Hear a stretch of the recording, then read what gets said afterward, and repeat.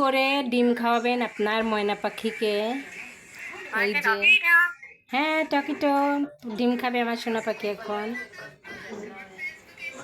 একটু টিভি সাউন্ডটা কমাই দাও না। হ্যালো, হ্যাঁ নাও। এই যে আমি ডিম নিয়ে আসছি। ডিমটাকে আমি সুন্দর করে ম্যাশ করে নিয়ে আসছি। এখনও এই যে ডিম আর ডিমের সাদা অংশ একসঙ্গে ম্যাশ করে দিলে রান্না করা ডিম, তারপরে সেদ্ধ করা ডিম, এই যে পাখি খেয়ে নেবে, তাহলে পাখির শরীর ভালো থাকবে। ময়না পাখি, যে পাখি খাবার হাতে খায় সেই পাখিকে এভাবে খাওয়ানো সম্ভব। তারপরে মাছ খায়, মাংস খায়, এভাবে ম্যাশ করে দিলে। কলিজা খায়,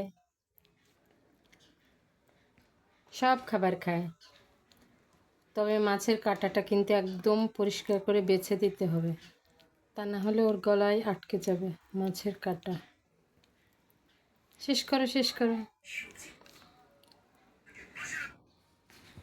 পাখি, আল্লাহ হাফিজ বলো শোনা। আর নাই শেষ শেষ শেষ শেষ শেষ না।